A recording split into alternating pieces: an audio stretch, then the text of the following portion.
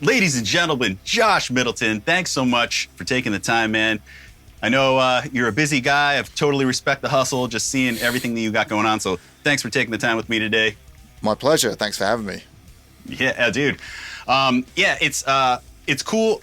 I finally got to see Sylosis when you guys came to Cleveland a few weeks ago at the House of Blues, and you graciously had me back to the bus, and we hung for a while and stuff. And as I was thinking about that today, I thought to myself, just like how natural that felt. It felt like we've known each other for years, partly because I assume because we just have so much in common. Yeah. You know, obviously starting with both just playing in metal bands, you know, around the world for all these years.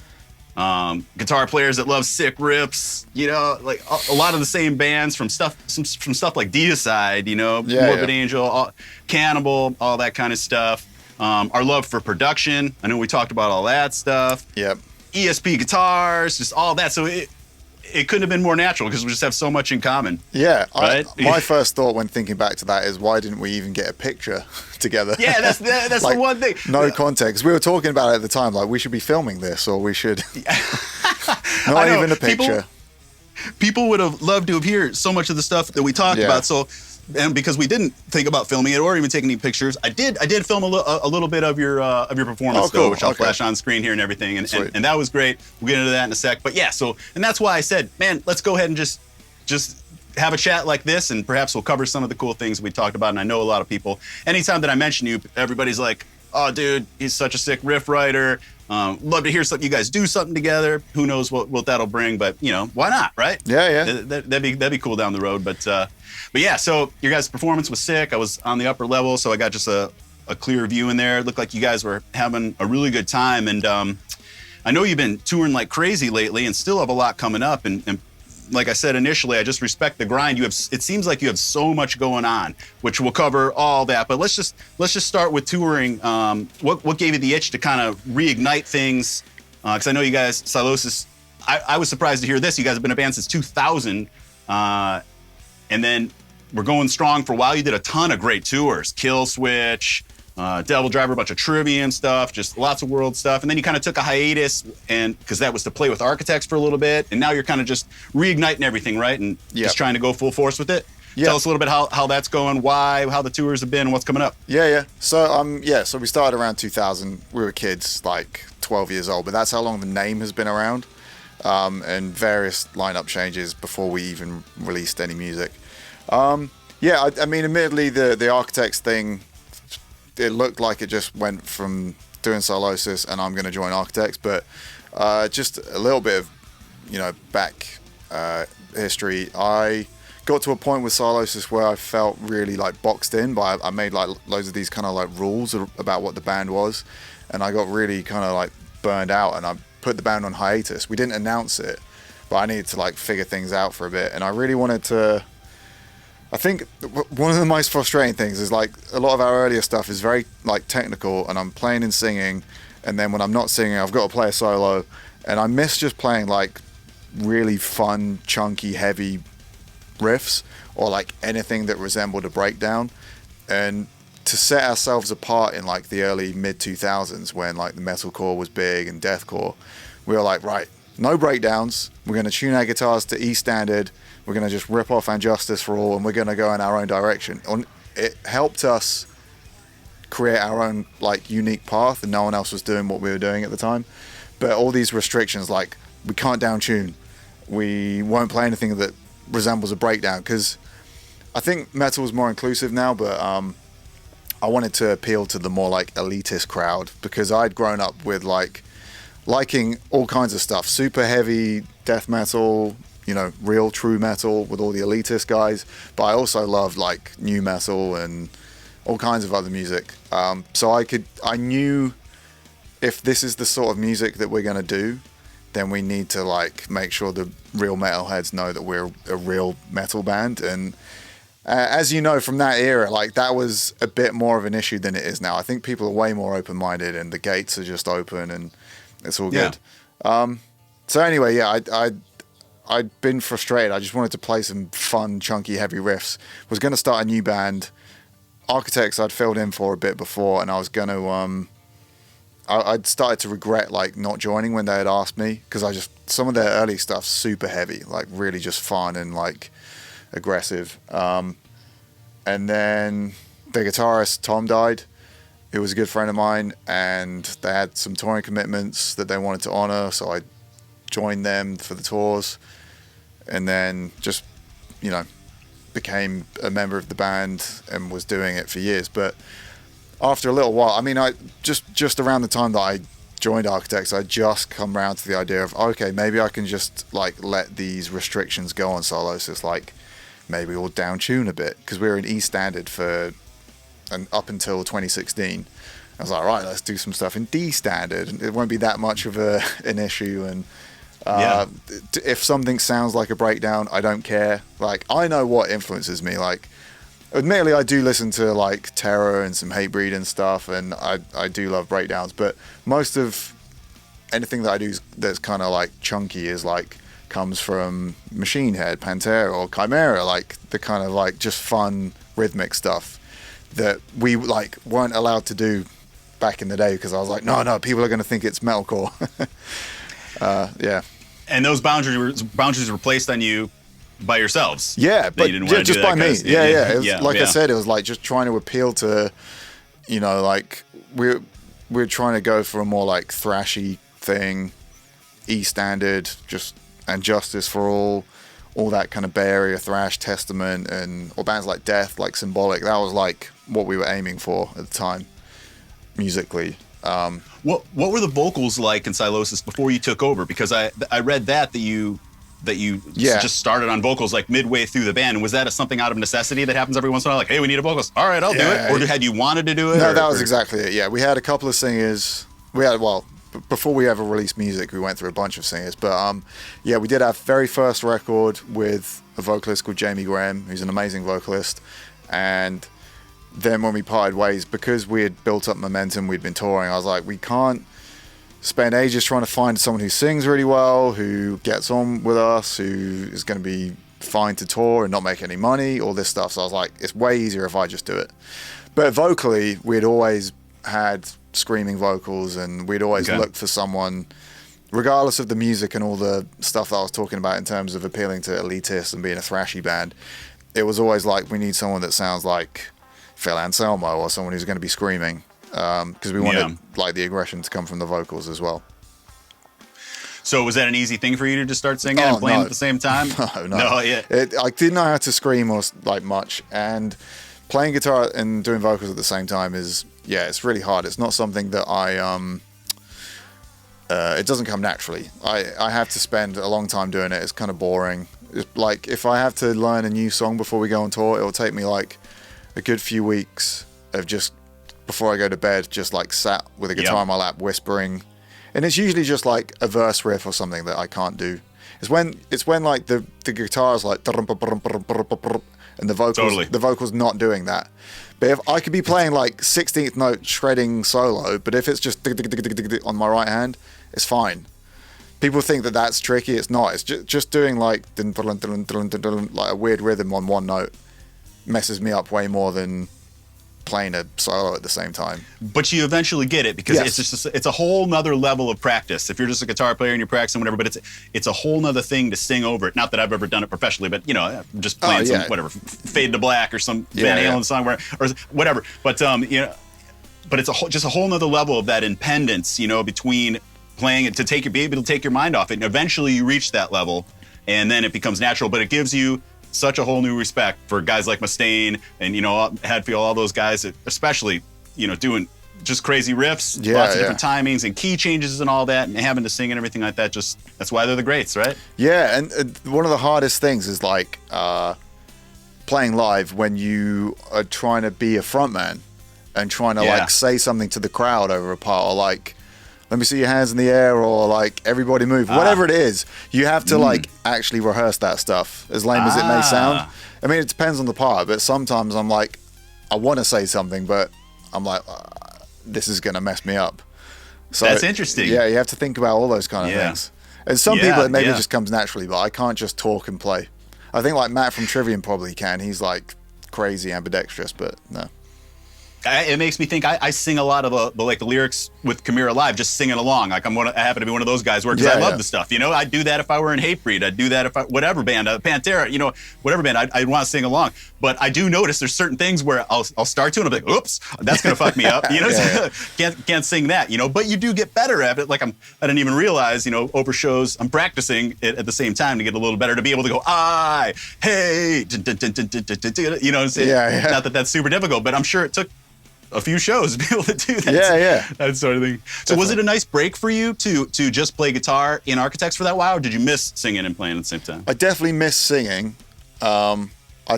Recording vocals or just performing vocals live is the most kind of fun thing for me, as much as a lot of Sylosis fans might not like to hear that, because I'm more known as a guitarist than a vocalist, I guess. But doing both at the same time's tricky, but at the same time, just playing guitar, not having to worry about keeping your voice in shape on tour. Like every day on tour, especially a headline tour, you wake up and you're like, because most of the touring we do is always winter. It just always happens to be winter, and there's illnesses going around, and you wake up, you're like, have I got a sore throat? Have I got a sore throat? And you've just got to like stay away from people and rest your voice, all that kind of stuff. So it's definitely a lot more stressful touring being a vocalist. But I do really enjoy it. So, but yeah, definitely a lot of fun not having to worry about it. But I did miss it. Yeah, that is a lot to think about. That, you know, the average person going to shows, or just even myself, I don't think about that. You know, you know, just how much you have to prepare for all that. So, and then before this last U.S. tour, I thought I read, like, right as it started, you all got super sick, right? Well, two of us, half the band. So me and our new bass player Ben, we caught like the flu on the flight over, which was like full body shakes, like sweating, like felt like someone was squeezing my head, and one of the worst I've felt ever, like just from any illness. Either I've had the flu before, and you know, like food poisoning sucks, but this is like, it was up there with how bad it was. And that lasted a while, and that took a little while to get over. But just playing like 30-minute sets, I could get through just a few shows. Like we cut a song here and there for some of them, and I'd have to just, I don't want to say phone it in on the vocals, but I'd have to just not put, I can't project, because if I was to like scream it, I would have blown my voice or something. Like, yeah. But yeah, that's rough. Took a while, but all good now. So apologies to a lot of the East Coast, particularly New York. It's always like those shows that you're really excited for. You're like, oh, great, this is when it happens. Hopefully those people appreciate it, because people don't understand how tough it is for a vocalist. If you're just a guitar player or whatever and you're sick, you can still play. Oh yeah. You know, whatever. It may not be the easiest, but having to, be a front man while you're sick is it sucks. Yeah. Tough. So you're going through it all, man. So that tour ended. Then you guys did a bunch of killer UK shows, right? We did like 2 months back to back. Yeah. So I had 2 days at home, and then we did a co-headline in the UK, us and Fit for an Autopsy, and then the rest of Europe, where it was Fit for an Autopsy headlining. And that was another month. So it was, 2 months back to back. And I've never done, either band, that's never happened before. I've never had a scheduling where just there are 2 tours next to each other. And especially being a dad now, I was like, oh man, a long time to be away. I'd like to try and avoid it again if possible. Yeah. Yeah. Well, the good thing is the band's firing on all cylinders. Yeah. All the gear's already all set up, ready to go. Your crew's set up. You're in a routine. So that on the bright side, those back-to-back tours, you can really kind of take advantage of a lot of those logistical things. For sure. There's not as many deadheads and stuff. Yeah. So, oh man. So, and then Australia coming up, right? Yeah, that's right. That's next month. Australia, we're doing a headline tour over there. Looking forward to that flight? No, that's the worst. It's like one of the best places to go and tour. Like the people, I know, the food, the coffee, the shows are great, but getting there, you're like, why am I doing this? It's just, it's worth it. It is worth it, but those flights they suck. Brutal. How long does it take? I wonder if it's longer from like, I think it's roughly the same. America or for. Yeah, because I think it's roughly the same. It depends which way you go, I guess. But yeah, it's like 2 back-to-back 10-hour flights. Yeah. Maybe one will be like 8 hours for us to like Dubai or somewhere, and then it's like 14 hours. But near enough, it's just like a day, like a full 24 hours of airports and being in the air. Brutal. Yeah. And then once you're there, we're not shitting on it, like you were saying. No, I love always it. great shows, appreciative people, good food, great environment, all that. Yeah, but once you're there, then it's, home from the show or back at the hotel, 2 a.m., 3 a.m., and then a 7 a.m. lobby call for a flight to the next city that's like 700 miles away. Yeah. And then you do that every day. So it's brutal. Yeah, it's like 5 shows and like 1 day off in the middle. So it's just like you said, wake up, go to the airport. Yeah, not looking forward to the travel, but it is the best, one of the best places to tour, I think. Cool. Yeah. Cool. While we were out, we met in Cleveland.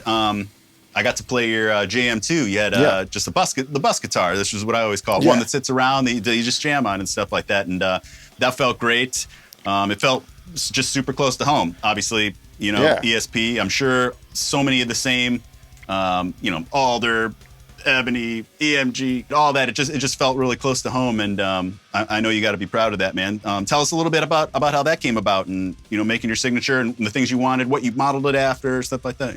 I have to shout out Chris Rawson, who I don't know if you may know from like Walls of Jericho guitarist, but he also plays in Stick to Your Guns. And Architects were doing a tour in like 2016, 2017, and we're both ESP guys. Tony from ESP was at the show, and I've been saying to Chris, like, I wish I had a signature model. But here, like, us British people, we don't like to like ask for things because we feel like, oh no, I can't possibly ask for a signature model.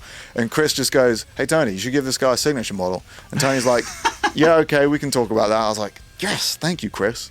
So I should really send Chris one of these as a thank you. But yeah, I've got one right here. I'll grab it. I might have said this to you when you came to Cleveland, but a lot of this guitar goes back to like referencing one of the first LTDs I ever got, and that is in part due to being a huge Chimaira fan, because you guys, I was into the band when Pass Out of Existence came out, and not long after the record was out, you guys switched to ESP, and you were both playing it was like the MH307 or the H307s, like, and it had that like quilted maple top and and the natural binding on the body. So that's just like my vibe. I like the quilted maple top, natural binding. The first LTD I got was the MH301, which was like the 6-string version of what you guys were playing, because I've never been into 7 strings, and they just don't feel right to me. So I love that guitar, and as I said, in part it's due to being super into Chimaira. So that's awesome. Yeah, full circle. Well, I'm happy to hear that. I also saw I was wrong. You got Fishman's in there, right? Yeah, so Fishman's. Not EMG's. Yeah, it comes with Fishman's, and it's got this. It's pretty unique for the LTD line. It's got a Tunematic bridge, but it's sunken into the body, so there's like a recess. Normally they kind of like up high and go down. Yeah. So it's pretty. Pretty comfy. I remember it felt pretty low profile. Yeah. It's one of those things where I tried like a hip shot bridge, and it sounded like really thin and kind of twangy, and I didn't like the tone, so I wanted this.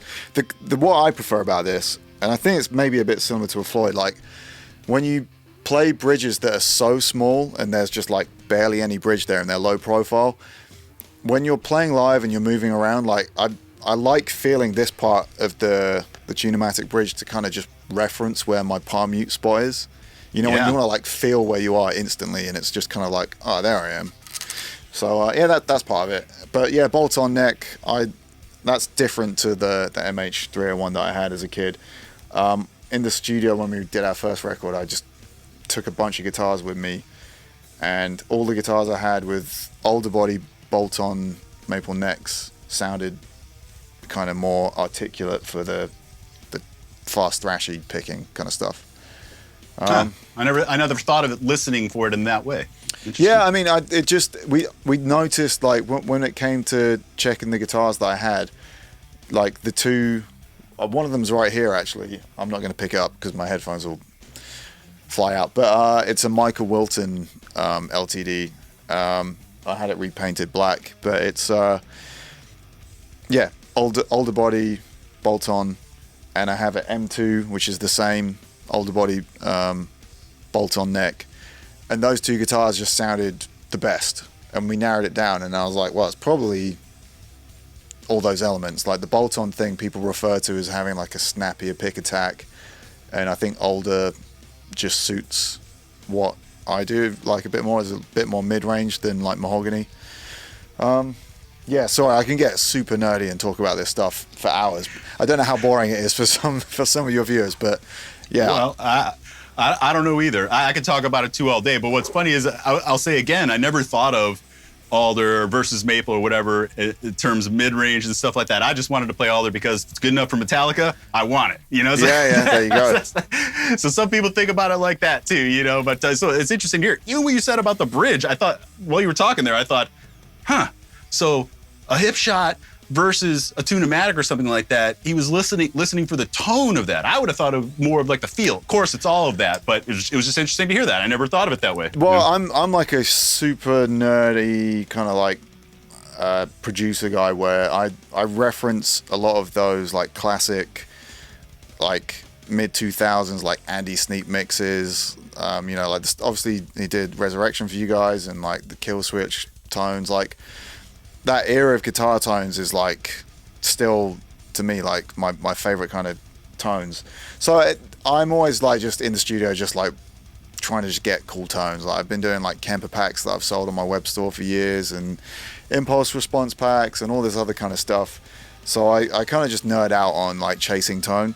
Yeah. And when I got the guitar, I was like this, and I was tracking like a demo with it, and it just sounded just like wrong and just kind of scratchy and scrapey and not very pleasing to me.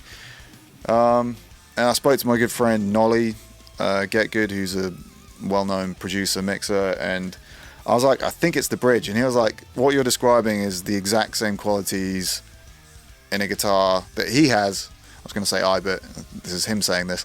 And one of his guitars was like, yeah, I think it's just a hip shot. I think it's just like it's a really bright, metallic, zingy bridge. And I don't want to, discredit that bridge, but just for what I like, I think the Tune-o-matic bridge is just a bit more like neutral sounding, a bit more well-rounded. Not too bright, not too dark, just sounds good. So good tone to me is like more important than feel. But luckily, when ESP said they'd do this recess, it kind of fixes the feel thing. It's still like super low profile. Totally. There's one thing I wanted to mention. You talked about how you never played 7 strings and you didn't like the feel of them and stuff, you know, just kind of bulkier, bigger and stuff. I absolutely couldn't agree more. Your sweet spots are different because there's a 7th string, obviously, like that. So your solo boxes that you're used to jumping to, it's just like an extra, you have to think about it a little bit more and stuff. So it's not as comfortable. But let me tell you something beautiful. So lately, just kind of in this latest Chimaira Resurrection part 2, I don't know. But, as we've been playing and we've been stripping down our rigs and trying to make some fly rays because we're just kind of doing more just festival type stuff. And we wanted these small compact rigs. I started using the Fender Tonemaster Pro, which has, I can transpose tunings. And Chimaira plays in drop A, drop B, and drop C. So that makes it easier for me to just have 2 guitars. I made it a backup and I could play anything, okay? And then Jim and Matt, our bass player, and other guitar player, they got the pitchforks. So they're able to do the same thing. Right.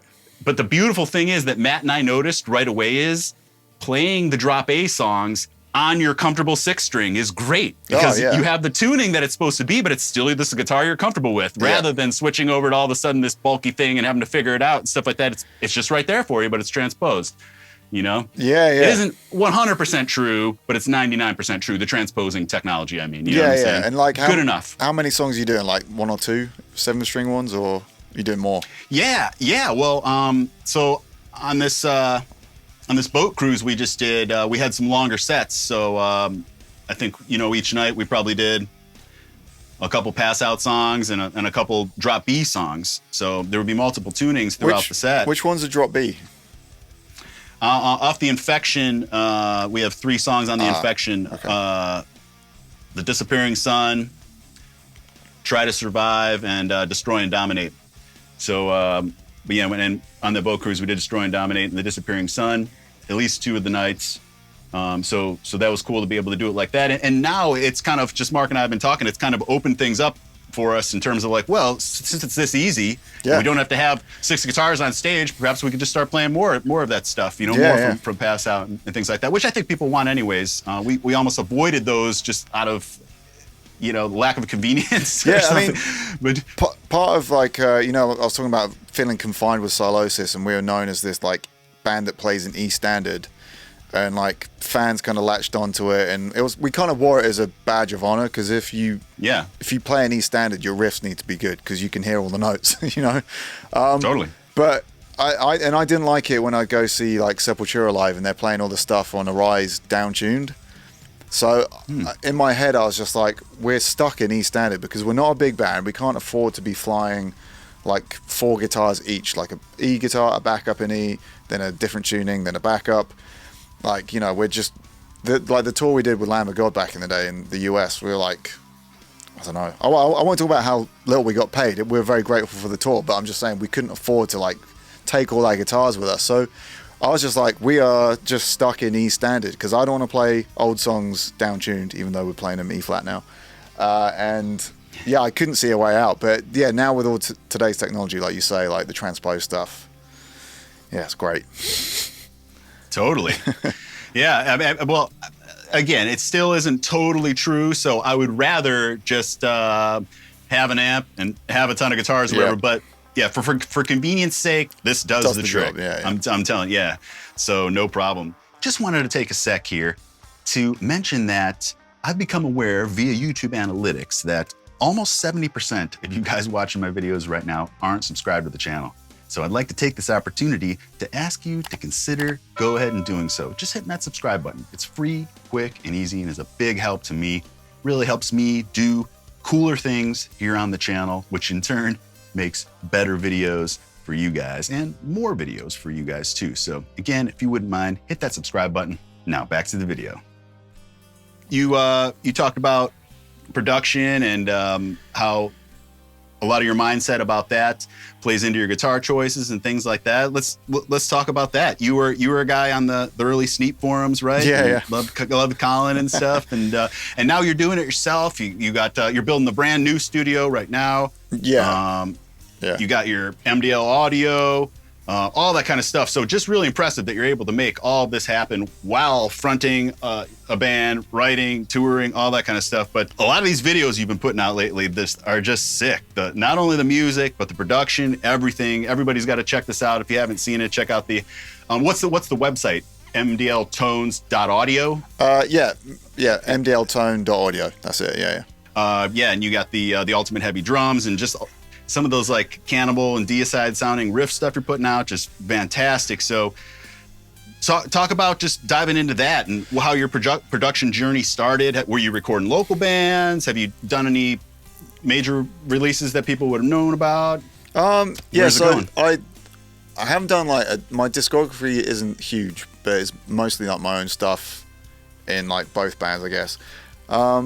Yeah, I mean, more recently, the stuff I've been doing, I find it really fun to try and like reverse engineer some of my favorite sounding mixes and guitar tones and just try and emulate that stuff. And I've done, like, as you know, a couple of Chimaira ones, one with you and one without you, or two. Honestly, that's the stuff that really made me take notice of you. I had heard of Sylosis, I had heard your name, all that kind of stuff. But once I saw like Inside the Horror and there was another one, I was like, whoa, this sounds spot on. This guy's good. Yeah, I mean, I kind of just find it fun. And like I said, that's my golden era of like tones and production, particularly guitar tones.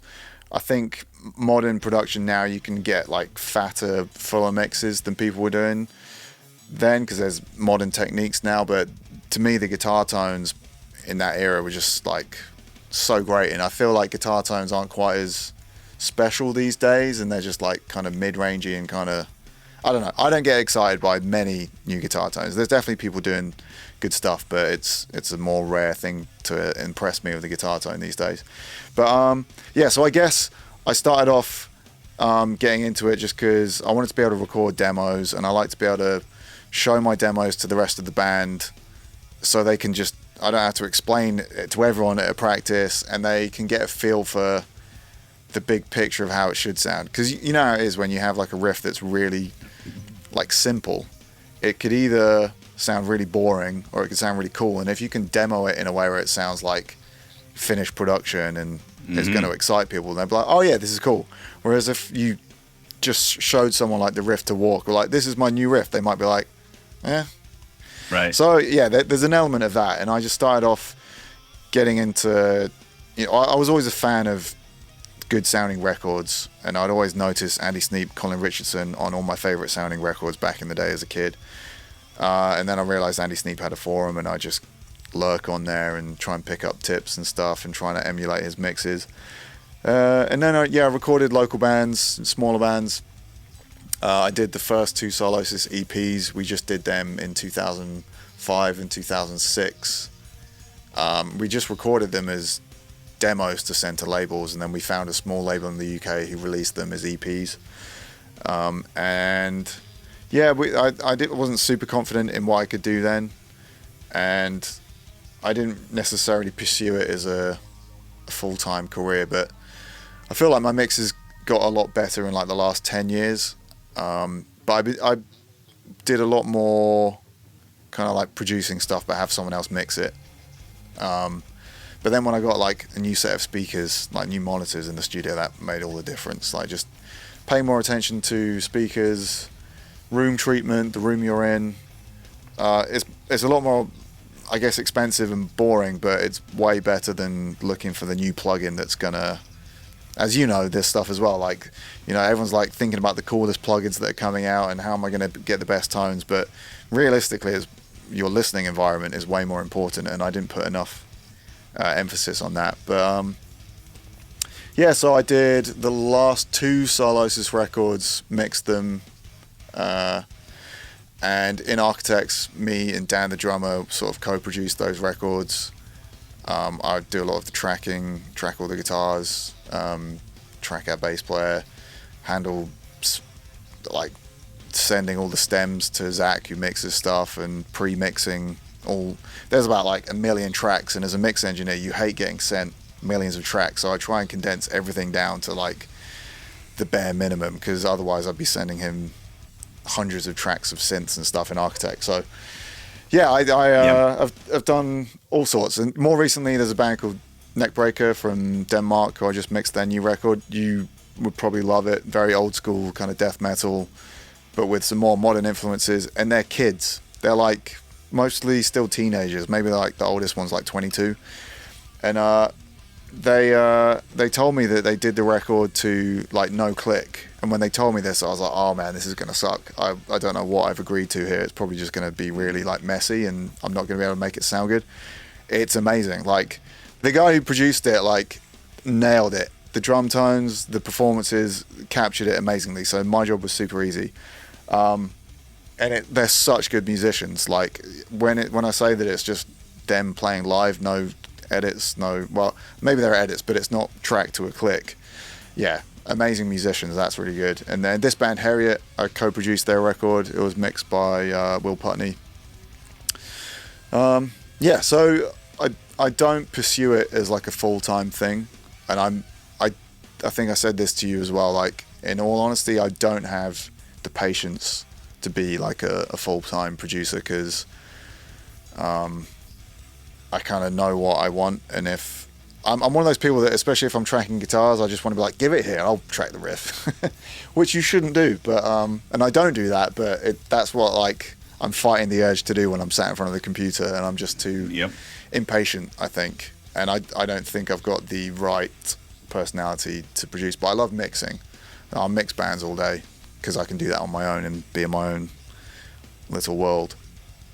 Yeah, and with the Neckbreaker stuff, there's nothing like getting well-recorded tracks that were performed really well. Yeah. Because then it basically mixes itself. It's just so much more of a pleasure. Because, yeah, like you said, just that patience element, all the editing necessary when guys are trying to do things that they're not really capable of, but they can still do it because editing in the box exists and all that, you know? So just the preparation and rehearsals from the bands just sometimes isn't there. Yeah, and I think a huge thing is, no matter how good you are at mixing and getting like really good tones, it will never translate if the playing isn't good enough. because you could get an Right. amazing guitar tone, but if the guitarist isn't playing right or palm muting or digging in properly when he's tracking, like, or she, it's gonna sound bad no matter what. Whether it's tight but not executed properly, like they're not attacking the strings properly or something like that. It really, there's an art to producing and tracking things tight enough, because that's the only way they're going to sound good, is if it's tight. Yep. And it's hard to, I think you can get away with editing drums more and just sample replacing them, but with guitars, I think that's really time consuming, and I like the sound of quad track guitars, and it takes forever if you're working with a guitarist that isn't got their chops dialed in for tracking. Totally, yeah. Got to know the riff super well and play super tight. And in that case, if you were to just edit them, all those quad tracks right to the grid, they actually get smaller. You know, at least I find, you know, it's better, you know, to have well-played guitars that are just natural and sometimes off a tiny bit or whatever. Yeah. We're not talking about really audible, but that's what beefs them up. Yeah, you know, it sounds well-recorded. really obvious when people like go in and edit their DI tracks or like quantized DIs, and you can hear it. It just sounds like Guitar Pro, and it doesn't sound heavy. But it needs to be tight, but not computer tight. Yeah. Which you talked about guitar tones before, and you're just not hearing great guitar tones that often anymore. I think a lot of that has to do with the riff, you know, right? Because if the riff is fantastic, the guitar tone matters less, but it'll almost make itself great. But a great guitar tone with just a shitty riff isn't going to be noticeable. And I think a lot of the riffs today, just over the past few years, are so much more syncopation based than just note based and feel. I don't know, take Dimebag. There's so much blues and so many interesting notes and stuff like that. And so when the syncopation with Vinny would happen, it would have more of an effect. But there's just great riff after great riff, where now a lot of the time I think it's just guitars are there as another element of the syncopation, just constantly with the drums and stuff, so they don't stand out. You know, it may be a great guitar tone, it may be great playing, and it may be cool, but I think to notice great guitar tone, it's got to be a great riff. That's just my opinion. But yeah, I mean, I'll kind of go off that in that, and this is just like my personal preference, but I find it very hard to get excited by guitar tones when it's lower than B. It doesn't really sound like the tones that I get excited by is usually between like D and C is like my favorite kind of area for where the guitars are. They're thick and heavy enough to sound heavy, but there's enough like teeth and like jing jing jing in there. Yeah, there's an energy, eclectic, metallic. That's what I say about metallic. Those riffs have a metallic edge to them. And you can get away with about a bit. You can have a bit more of a scoop tone, which I find more pleasing. Whereas when you go down lower than B and A and stuff, you need to bring a bit more mids in, and kind of if you go on like 8-string, you've got to get rid of like a bit more of the low end, push more mids, and it doesn't really sound like the tones that I like, because you have to kind of to get the riff to be heard and to hear the notes. Yeah, I don't know. I mean, it's personal preference, but I think that's another reason why I don't get excited by a lot of modern tones, is because there aren't a lot of bands that are tuning a bit higher. I mean, there are a ton of great bands doing it. It's just not as common as like 20 years ago or whatever. One more thing about that. You said, you know, you love the sounds that like Colin Richardson was getting.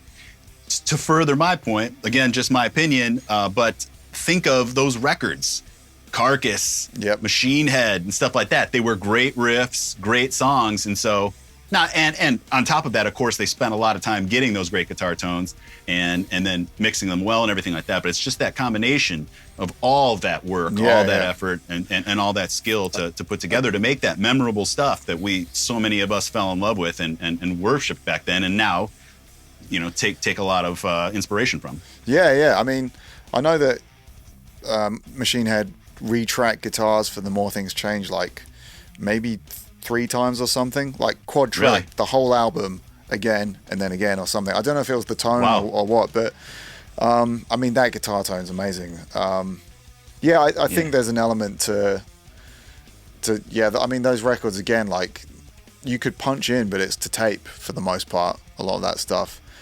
I know like people were using Pro Tools, late 90s and that kind of thing, but yeah, predominantly people were tracking to tape, and that's what I grew up assuming was going on still. And even in like 2000, when I got like a 4-track recorder, and you'd see, behind the music Metallica and then the studio and the tapes going, you just assumed that that's how recording was going on. And obviously the Pro Tools thing had come in, but I was oblivious to that. So me practicing recording guitars on a 4-track tape recorder, and I'm listening to Injustice for All, trying to emulate those kind of riffs, the only way I'm going to sound as good and as tight as that is to learn just to play like that.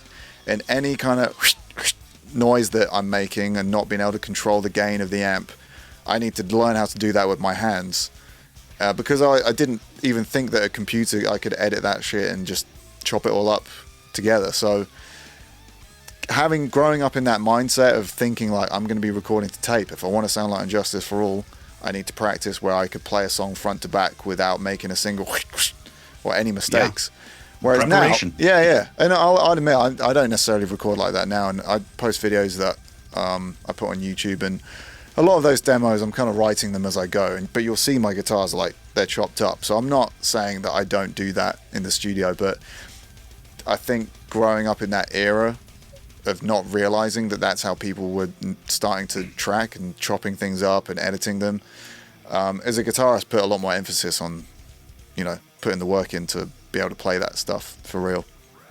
You had to back then, the preparation, everybody being together in the rehearsal room, playing it a million times and figuring those things out just in real time before you even record. And then going in the studio and knowing that you didn't have the ability for as many punch-ins as you want, and that time was of the essence, and that, you had to be great at that song. Where now I'm the exact same way as you too, I'll just do whatever I need to do in the box. And it's because I'm not as good at the riff.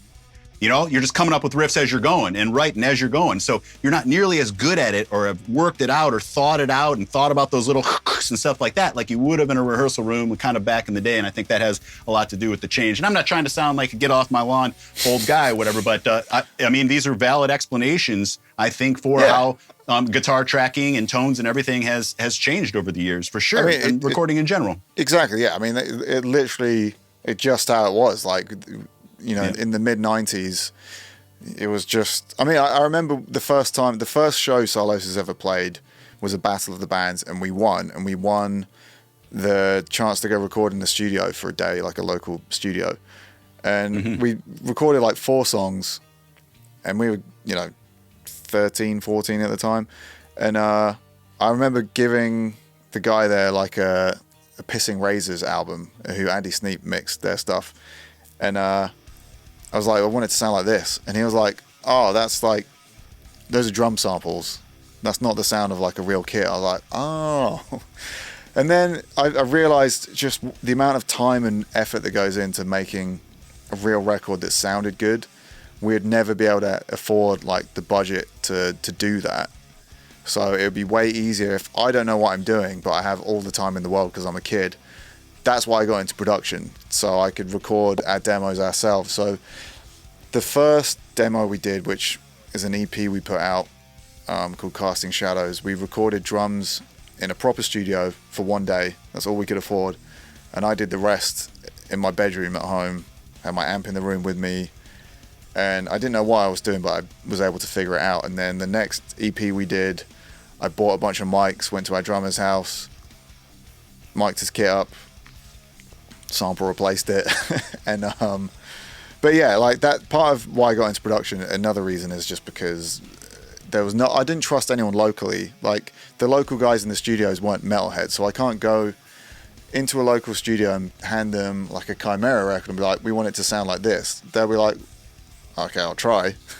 Yeah. But like you can't do that unless you spend time, and time is money. So that's why I got into it. You just had to take matters into your old hands. Exactly. In your, not old hands, own hands. Yeah. Yeah. which I read or saw in an interview or something that you said that's why you created the Ultimate Heavy Drums. So let's talk about that, which it's your new drum program, software. Yep. They sound fantastic. And yeah, you said you wanted to be able to just have your own samples to be able to manipulate in any way, curated by you and everything. And you did a fantastic job. And I'm very curious, just personally, what goes into that process when you wake up one morning and say, all right, I'm going to do this. Obviously, it wasn't like that. I guarantee it was years of thinking about, all right, how am I going to do this, when everything. But when you finally did it, like, what is that process like to create a drum library and have the software and all the, what is it, a GUI or just the images and just all that? Like, what is that process like? And how did you finally pull the trigger? So when I wasn't in architects, and I was like, right, I'm going to be doing Sylosis. I don't take money from the band. I want to, because the band is getting back, we're regrowing, we're reinvesting, I don't want to tour in a van, so we're going to tour in a bus or a van wagon.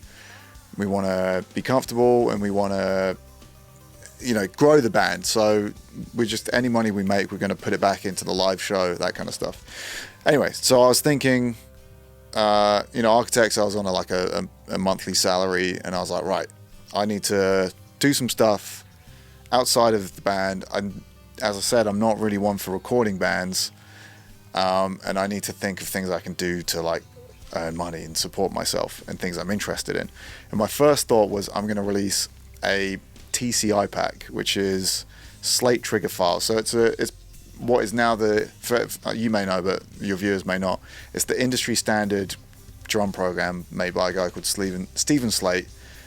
And you can load in these sample files that it's the same as like a drum library on an instrument. You can program drums. If you feed in like a real snare track, the softer hits will trigger softer snare samples, and the harder hits will trigger hard hits. And there'll be various different hits at every layer. So basically you can completely re-trigger, re-sample like a kick or a snare drum, but it won't sound like a machine gun. It's going to have all the dynamics of a real drum, but you're just going to... Because it's looking at the actual waveforms, right? Yeah. And matching the velocities, right? Yeah, exactly. So I was thinking I'm going to do this. So I went to a studio in Devon in the UK, and I went and recorded a bunch of kicks and snares and toms, thinking, I want to have a bunch of samples that I can use in my mixes. It's really quick and easy to just load in these samples in a session. If I've been sent some drums to mix and they weren't recorded very well, or the drummer's not very consistent, I'll have all these great samples I can use, and maybe I'll sell them on my website. And the guy at the studio, Pete Miles, who we've worked with architects at his studio and done Sylosis drums with him, he was like, why don't you just do a full drum program, like a full contact instrument with cymbals and stuff? I don't think I can do that, because I don't think I can afford it, because in my head it's like more money than I can imagine to spend coding, because I don't know anything about computers. I'm good at producing, but not anything to do with coding. And then I looked around, and it wasn't as expensive as I anticipated. It was just quite time consuming. So I had to chop up all these samples, mix them, and then I'd get a version of the plugin back, and I'd test it out in my mixes at home, and I'd just be like, oh, that kick's not sounding right, it's not good enough, or that snare doesn't sound right, so I mix it all again. So it was about a year of working on it. Anyway, I'm probably being really boring right now, but essentially a long time. I'm interested. So yeah, it was a lot of work, mostly for me in terms of the amount of time. And when I say that I would remix a kick sample, I may have remixed a kick 6 times.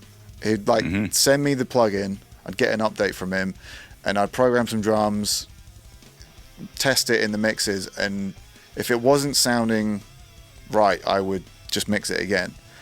And I think the attention to detail that I put in to really have drums that are genuinely mix ready, in my opinion, or at least for my tastes in music, there's not many drum libraries that are mix ready. I was supposed to be working on a new Sylosis record, writing and recording some demos, and every time I'd be in demo mode, I'd get sidetracked by drum plugins just not sounding right. And I know I sound like I'm doing a sales pitch right now, like I'm doing some kind of ad. I just couldn't find the drum sounds I wanted, but I spent so long just messing with drum sounds, I should be really just focusing on writing the song, the riffs. But going back to what we were talking about earlier, I want my demos to sound like the finished thing. I want to be able to show the guys in the band, like, check this song out, and then be like, whoa, this is great.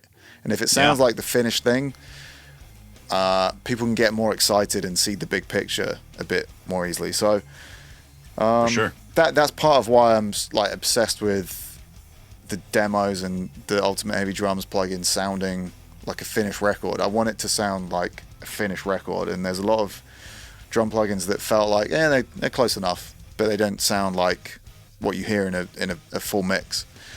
And I don't want to spend ages like messing with drums. There's all the options in there if you want to, tilt EQ and transient designer and panning and all that kind of stuff. But it should just be like you open a preset and you just get to it, and that's what I want. It's a very easy to work with interface, very intuitive. I can tell just how much thought. I can't imagine how much thought would have went into it, but you did just a great job. It's smooth. All the tones are fantastic, and finally, like I said, it's just easy to use, easy to when I want to make something happen with it. Oh, okay, boom, And your tutorials are great too, Thanks. Yeah, I kind of want to show how like easy it is, because every now and then, like I've got a signature guitar plugin with a company called STL Tones, and they essentially just took all my best amps and cabs and replicated them, but there's no mixing from me involved in that. It's just they take all my stuff and they replicate it in the digital world.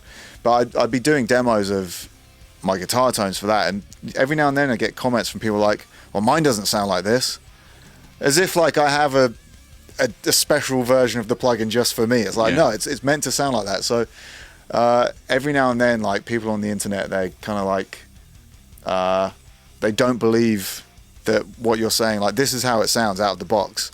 So I want to just show people like demos where I'm like, no, this is just a preset. It just sounds like this. Yeah. But dude, I forgot about that too. That's all. Sorry to interrupt. But let me just say, when I'm watching your demos, like it didn't dawn on me. I forgot when you're bringing up like a Triple X or a 5150. You created those too. I forgot about that. So yeah, so you have all just your own tones that you curated that you're able to create these demos with. That's just fantastic. Yeah, I'm really grateful for all of that, and all the features you were talking about in Ultimate Heavy Drums. A lot of them. So my plugin exists within Contact, and a lot of those features are like behind the scenes in Contact. So, or exist in other drum plugins. But the tilt EQ. Maybe someone else has done it, but I hadn't seen it, and I was like, that would be super easy, because you don't have to get into, drawing in a crazy EQ curve and make things too complicated for people. Or give people that don't know, the tilt EQ is just a one horizontal slider, right, to make things darker or brighter. Exactly, right? Yeah. And I didn't want to give people option paralysis. The whole point is it's meant to sound mix ready, but if you just want to tweak things ever so slightly, you can. But I have to give a lot of credit to Moises, the guy who coded it. For me, because he's done a bunch of other stuff. He's done for various other brands as well. So yeah, I had the ideas, but the main thing is the amount of time gone into the tones, because that's all me mixing all the drums from scratch.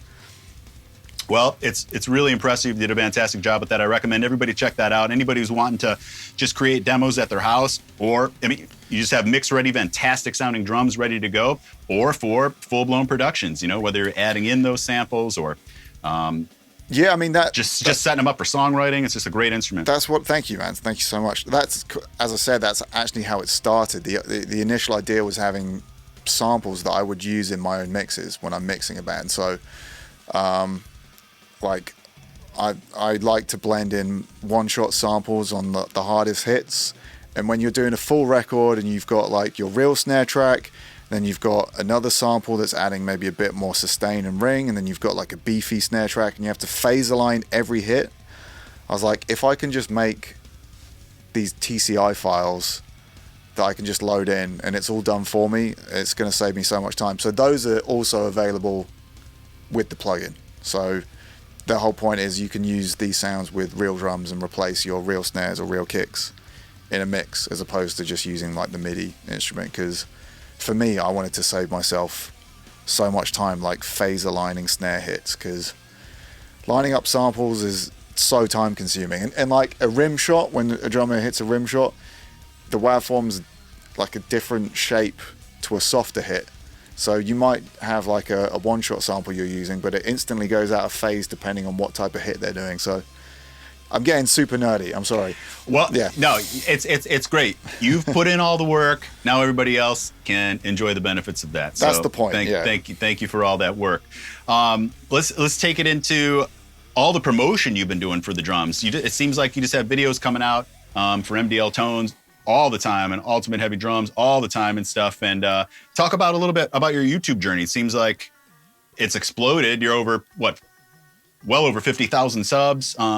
Not that I had followed you from the beginning or whatever, but it seemed like that happened quickly and you're just having success. And then when I mentioned this to you on your bus, you kind of were just like super nonchalant, like, I don't really, pay attention. You didn't even know what a 1 out of 10 was. Yeah, no, I genuinely have no idea. Like, it's good to, I try and keep like a consistent, like a weekly video going. And I've done that for about a year now just to keep the engagement there. And I can record like 4 of those mixing videos in a day or an afternoon maybe. Not like I'll spend ages on the mix. That'll take me a few weeks. But when it comes to recording the video, I can get it done and then I can have a backlog of them. So like all of October and September, I was making videos that would last me when I'm on tour. So I didn't have to worry about any content or like not having a weekly video to come out.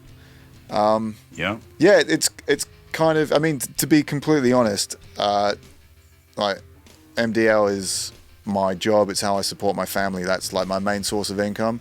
So there's a benefit to me being consistent with content and showing what it can do. But at the same time, I'm trying to just give useful information for mixing in general and not just, I hate trying to be a salesman. That's not my thing, but it's the nature of being in a metal band in 2025. Like, it doesn't necessarily pay all the bills. So you need to do various other things to.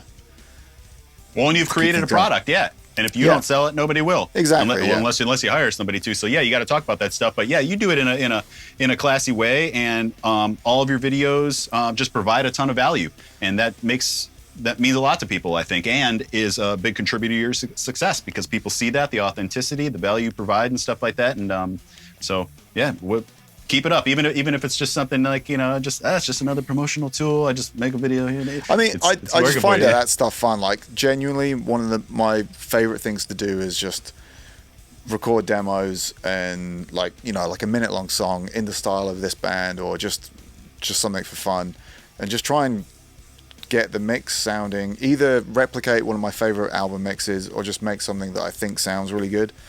I find that really fun, and like those old school death metal ones, I'm so used to mixing in a specific way, and I was trying to replicate a lot of like early 90s Morrisound death metal recordings, and the tones are so different to what I would choose to dial in now. So like, it was just a fun challenge. I genuinely enjoy like trying to get a guitar tone like Tomb of the Mutilated. I didn't get close. That was like the hardest thing for me to get a tone like that, because it's so. I haven't tried to get a tone like that. I'm using a 5150 and Mr. Boogie Cats. It sounds very modern, but it's still there. And because the riffs are fantastic, I mean, maybe you didn't totally achieve your goal of replicating that tone, but it's still badass. I feel like I got close enough, but it definitely took me out of my comfort zone. But like I said, hopefully people can see that I genuinely love that stuff. I'm not just, I don't know, churning content out for the sake of it. Like, I love to emulate mixes. And for anyone out there getting into mixing, I think just referencing mixes, and I'm going to talk about this, I'm going to make a video on this, but I'll tell you and your viewers this now. The cheat code for me for getting better at mixing is using the Fab Filter EQ plugin. I don't know if you know that one, but it's got the best, I love it. The best frequency analyzer on it. Yeah, you see what's going on. And I will rip, either from my old CD collection or whatever, just rip sections of songs from albums that I like. If there's like a song that starts with like a drum fill and I can get the sample of an isolated snare hit, I'll just chop that snare sample out, load up Fab Filter, and just look at the EQ curve. And just like, I did that for years, and I'd do that. I'd sample kick drums, and I'd either put those kick drums and trigger them in my mixes and then reference the sound of that against my mix, or again, just look at the EQ curve and be like, oh, that's where I'm going wrong. Their high end is all focused there. My high end is not looking like that. So if I just draw it in on FabFilter, that will solve my problems. And it's not as simple as that. And like, all the pros will tell you not to mix with your eyes, but that really helped me using that plugin. Yeah, I was going to say that the visual aspect of that is just an incredible tool to be able to have nowadays. Because you didn't have that before, or even, where just everything was on a strip. You probably can't see my board here, but on a strip, and you're adjusting cues and notching and everything like that without seeing anything. Really. And all that analog gear as well. Like the actual values may be different on every single strip of the board. So what says 5K on the kick drum channel might be slightly more towards 4K on the snare channel, and like that's just the nature of like real analog gear. Like it's not perfect. Speaking of that FabFilter, I haven't done this in a long time, but back in the day, are you familiar with the I can't remember if it's called maybe like tone match or EQ match? EQ matching, Oh yeah, that'd come in handy for me a lot of the time back in the day if bands didn't have DIs or they needed to come back and fix some guitar part, and you'd have to mic up if they didn't have DIs, you have to mic up the cab again and try to get that same sound to get it to blend, which was painful. But once I discovered that tone match thing, that was beautiful because you could just take any tone. So couldn't you technically, rather than doing it just by hand or by sight, couldn't you do that with a kick drum and then apply that EQ curve that it captured from that to yours? Yeah. I find though that the EQ match things are good to kind of, it'll show you, what you're lacking or you have too much of. But I find they get a bit too involved, and you never want to go too overboard replicating every single notch and peak with EQ, because things start to sound a bit weird. So I think it's better to just use more like broad moves to try and make that happen. But I mean, it depends on how close your source tone is, I guess.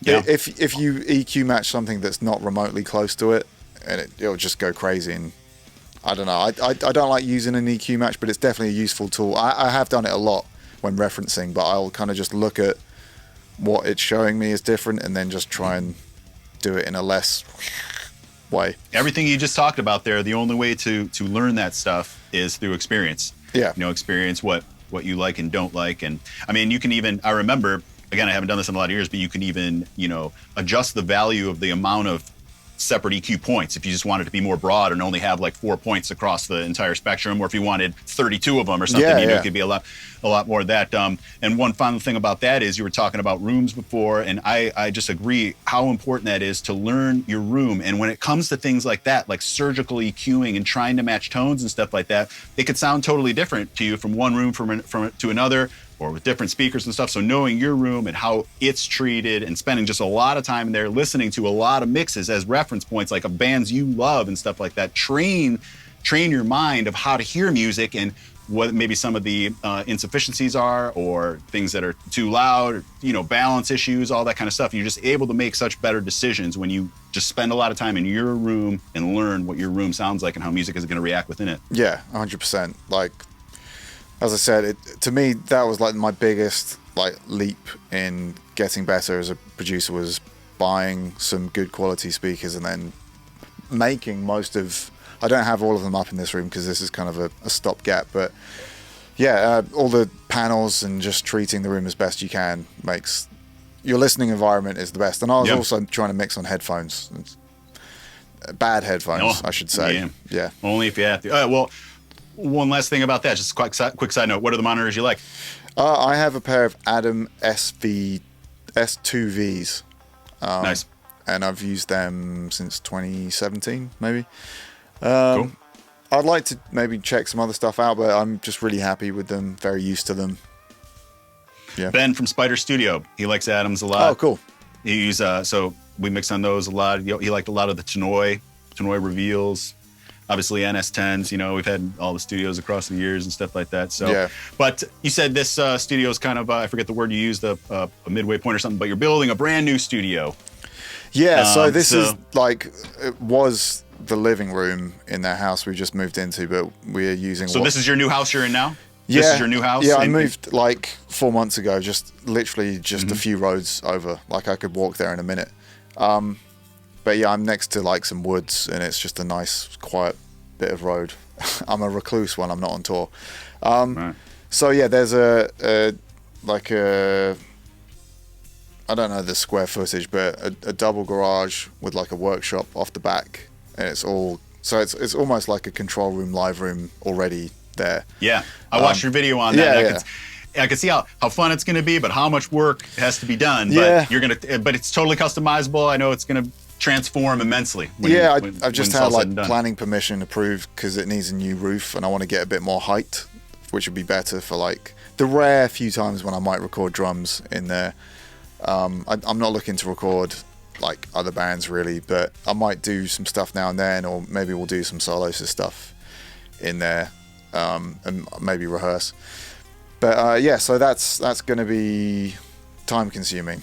But I'm not much of a DIY guy, especially not roofing, so I need to get a builder around to quote that up. But yeah, I feel bad. Like I know that you wanted to, ask me questions and stuff, but I really want to speak about Chimaira stuff.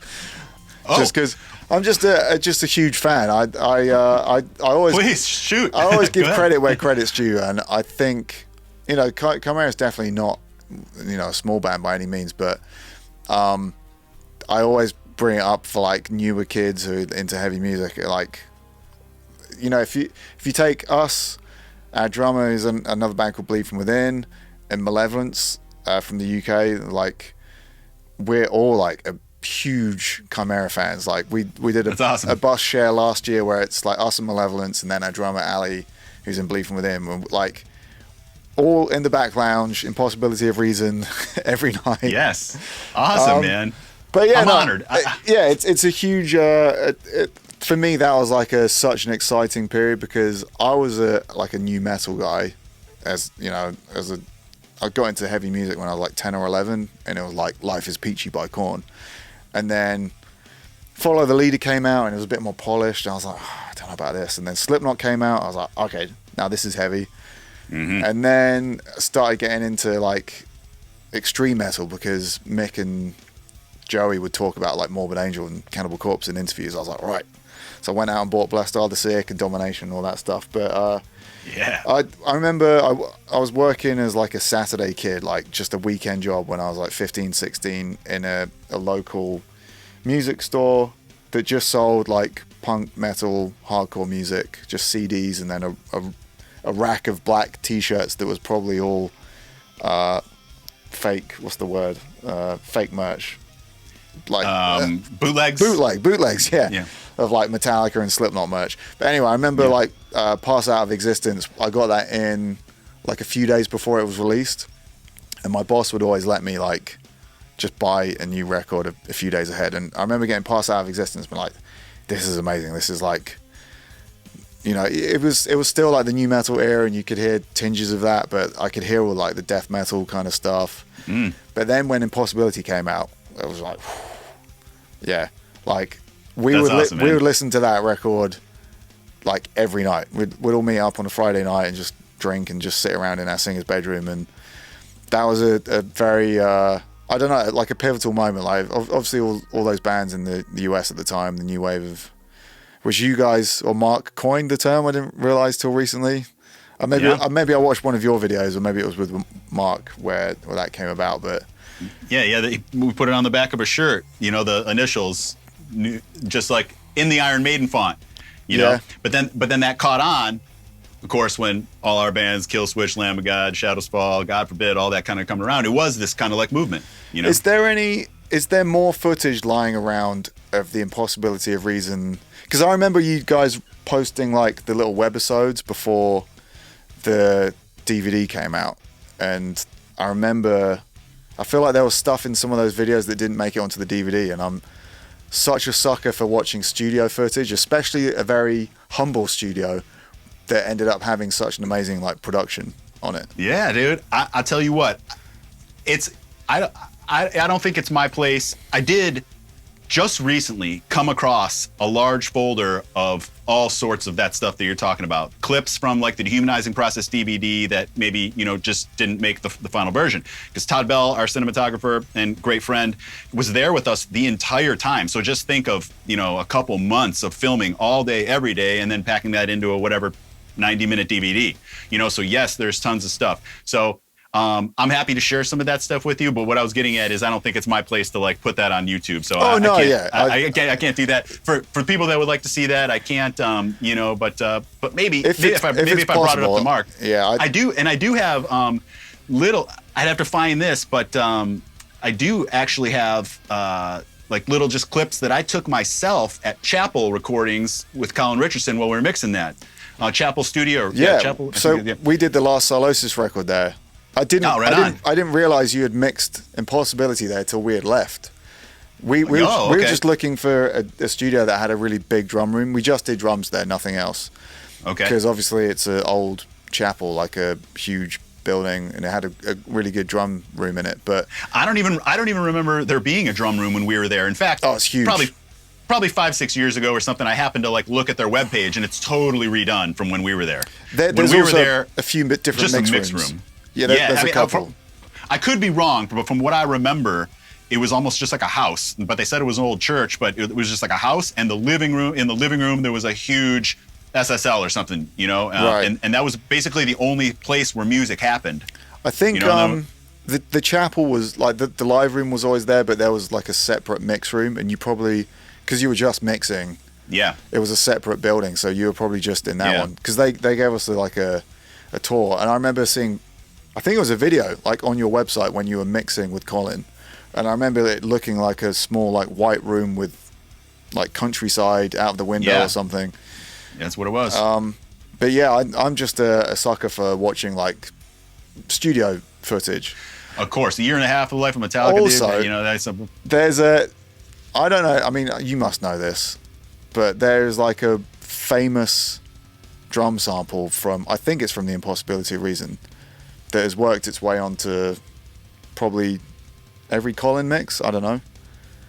I don't know. Maybe. I want to know heard the secrets of that sample. Like, did he make it just for the record, or was it a sample of Andel's snare drum? Or I think there's some like another sample blended in with it. But I believe I have like a folder somewhere, and it just has like a kick, snare, and maybe 4 toms or something. But they're from Colin, and I don't remember if they were from Impossibility or self-titled. I can't remember that, but I don't know the history of them. If I had to guess, I'd say they were samples taken from the record, that he put together. Now, if he had already had his own batch of samples and then just kind of blended them in with ours to make his own for the record, I'm not sure. Yeah. I just don't know that stuff. I know that snare sound is still in like that B-side. I know Ben mixed it. Indifferent to Suffering. Oh, right. Oh, okay. Yeah. You know that one? Oh, I know it. That's Jim's singing on that one. That's Jim's vocal debut, and I think the only song he sung on. He does the Indifferent to Suffering. I always assumed it was Chris. No. That's the only song Jim sings on. Wow. Yeah, that was a cool one. It's funny. Well, again, I'm honored, and just to think, I have to pinch myself that. Because I still just think of myself as a young music lover that wanted to do a band so bad and do all this stuff, and it actually just happened, but I never stopped to smell the roses that it did happen. So I'm still just excited about it, and to think that there's so many people or a generation of guys that still jam the records and they become these classic records is just unbelievable to me, and it's truly an honor. Yeah. I mean, also, I don't want to just go on about Impossibility like that was the only one, because I love all your records, but for me that was a real pivotal moment, because especially the change from the first record to that one, it was like... Yeah, that's what I was going to comment on there, that we were all Metallica, Deicide, Slayer guys. But then when Korn and Deftones kind of happened and Chimaira was just kind of getting together, we just went in that route of that sound, the nu metal sound. Mark wanted us to tune down and get 7 strings just to get caught. We got caught up in that. And so it was cool. no regrets, but I love that people can still hear that death metal influence in it and stuff like that. And then it was after that record where I said, I'm bringing this up for something you said before, but that's where I said, I want to tune back up and get more metallic and have the guitar sound more articulate, and so that you could hear that riffing happening and just get a little bit faster and thrashier and more aggressive, like just kind of shedding the skin of that new metal stuff. So that's why we tuned up for the Impossibility, and there's just that much more energy and articulation and fury in all the riffs for those same reasons you were talking about before, how you, with Sylosis, you know, wanted to stay in that more metallic tuning and just be thrashier and heavier, you know? Yeah. Not yeah. that we didn't want to have breakdowns, though. We've always been fans of breakdowns. Yeah, yeah. I mean, I've always been fans of breakdowns, even if I had to keep it a secret for a while. But we thought I think the original breakdowns are like the end of Davidian. Yeah, yeah. Or you know, like Domination and yeah. Oh, yeah. Fuck yeah, yeah. Of course, you know. Yeah, so, exactly. Yeah. So like it's a very like metal thing, but I think because when, you know, you guys, when we tuned up to E standard, you were probably already on like Resurrection or something. But okay. I felt like, particularly in the UK, every show we'd go to, everyone would just be doing like this generic metalcore thing, and it would be like the really like kind of Swedish sounding riff with a breakdown. Yeah. Every band was doing it, and I was like, we do not want to get lumped in with this, so let's tune up, no breakdowns, and we did our own thing. But obviously there's all kinds of different breakdowns, but I think at the time I was just like, don't want anything to do with this.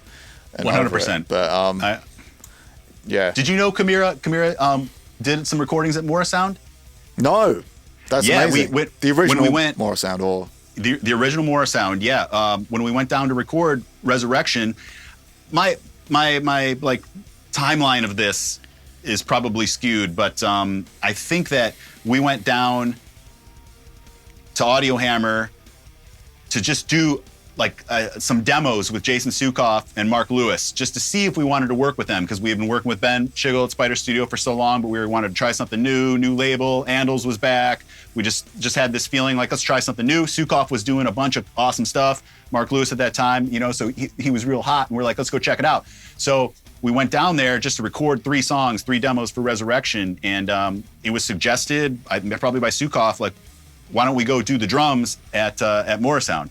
So that was a real treat, you know, a pleasure just to be there. I don't think I did any recording there. I think we just did the drums and then went back to Audio Hammer to do the rest of the stuff. But that was cool, and certainly I felt, you know, because I had seen old videos or something like that of whether it's, you know, Cannibal in there or Barnes Behind the Glass and stuff like that, or all those guys. So I would stand in those places and be like, fuck yeah, I made it here, you know. You know. So that was definitely cool. It's a shame that I don't think it exists anymore. Yeah, someone told me, I think Arthur Rizik told me that it's owned by, maybe I've got this completely wrong, like Trans-Siberian Orchestra, and it's like their rehearsal space or something. Oh. So I think it still exists, but it's like a private place, or maybe it's a different band. Maybe I've misremembered it, but yeah, it's a shame, because I would love to go and record there just for the history of. Yeah. I mean, there's so many records that were recorded there that I love. Totally. Yeah. Yeah, man. Oh, well. I agree. It's heavy music's a beautiful thing, and the fact that we've been able to experience it in these ways, and the ride ain't over yet either. You know? Yeah. So, exactly. Fucking A. I'm just like, and I'm sure you're the same. I'm just like I'm just still obsessed with heavy music, and I kind of bums me out. Like every now and then you have friends that you check in with, and they're just kind of like not into it anymore, or it was like a phase, and I'm just like, oh man, really? Like, I'm one of those rare people that, like, if I wake up and I'm making my kids breakfast, if they're in the other room because they'll want me to listen to Frozen or something, I'll put on Morbid Angel first thing. That's just what I want to hear. And if I'm going to bed, Cannibal Corpse, because I just love it. And there's no, I mean, I do have various different outside tastes of music as well, but I'm just so like obsessed with it that it's in it for life. Totally, just the way it touches you, or it did touch you in some way that it's ingrained in you. And I think that we're creatives too, you know. Everybody in our bands, obviously, we just love to create, whether it's in the box or with the band or on YouTube or creating software to help other guys do it, or just for yourself. I think that I know you selfishly you just made it for yourself, but the byproduct of that is other people can enjoy it as well. Yeah, for sure. But yeah, I think that creative itch in us just keeps it alive. And again, it's a beautiful thing. Yeah. Well, hopefully we can maybe do a collaboration of some sorts again, maybe musically in some way. It'd be fun. Why not? Why not? It's gonna give the people what they want. Give them what they want, indeed. Josh, it's been a pleasure, man. We'll do it again. Whether in person sometime. Hopefully, you guys roll through here, or who knows if I roll through your neighborhood. Sometime. We're actually back in America in March, April, but it's the Trivium Bullet for My Valentine tour, and we're just doing the front half, which is all West Coast, I think, mostly. So unfortunately, I don't think the tour may go to Cleveland, but I don't think Sylosis is on it at that point. But we'll be back. We'll be back. We'll cross paths at some point, whether it's some festival, either on your side of the pond or mine. I'm sure. But we'll definitely stay in touch regardless, especially because it's so easy nowadays like this, But really appreciate you taking the time.